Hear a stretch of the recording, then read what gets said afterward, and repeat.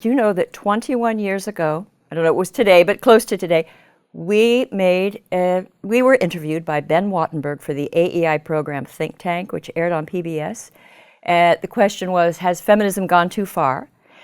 And I looked at the transcript, and it's amazing because all the things we are saying are truer today than they were 21 years Absolutely. ago, about the excesses of feminism, the victimology, the male bashing, the panic over sexuality. At the time, 21 years ago, we were confident that it would be corrected. It was simply too mad to succeed.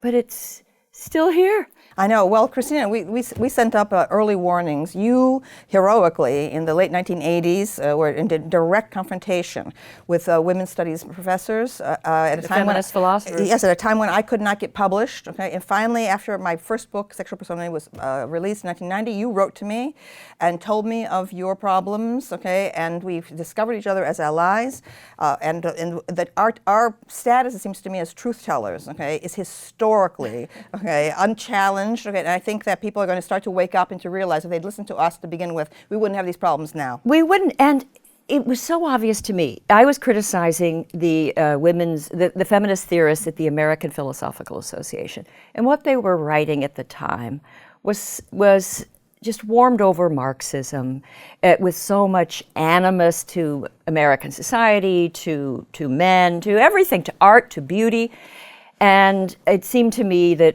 it wouldn't take long for it to correct itself. It was never corrected. Mm-hmm. And what happened is you and I believe, won the argument. Mm-hmm. in the journalists agreed with us, and the court of public opinion was on our side. They won all the assistant professorships. They just quietly worked. They didn't care about criticism because all criticism is by definition backlash. Well, a lot of people dropped out of graduate school. Okay, the really free thinkers, the independent minds, couldn't take the kind of conformism and the PC ideology that they had to kowtow to.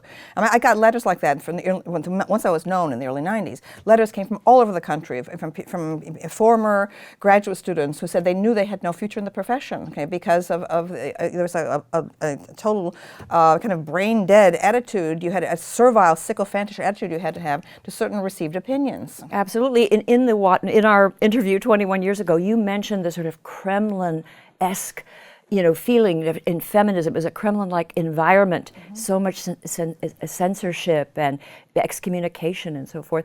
And students today don't realize that there had been this kind of purge of anyone who was a dissident. I happened to have tenure when I started criticizing it, but if it would be career diminishing or career annihilating to criticize feminism, even more so today. Right. Well, when I was a graduate student at Yale, which was 1968 to 1972, I was the only person doing a dissertation on sex, okay, at the graduate school, okay, and I had trouble getting a job, because of it. I was the only openly gay person at the Yale Graduate School, okay. There were a lot of closeted people, and I didn't even have a sex life, okay. I thought it was important to put a gay identity out there, but from the very start, okay, as feminism's ideology cohered and solidified, I could not have a single conversation, okay, with feminists either inside or outside the academy. They could not stand, again, just what you say, anti-art, okay, anti-rock and roll at that time, anti-Rolling Stones, okay.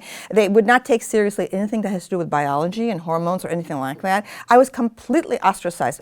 But I belong to the pro-sex wing of feminism. Also pro-art, pro-beauty, pro-fashion, pro-Hollywood. All of these things were anathema. Pro-glamour. Pro-glamour. But then, thanks to Madonna, there was this new dissident wing in the 90s, which won. Okay, the pro-sex wing of feminism won. But now, we won all these gains, but the institutionally entrenched feminists, and commissars, right, have brought it all back to square one again. All the new freedoms we won in the 90s in the pro-sex insurgency are gone again.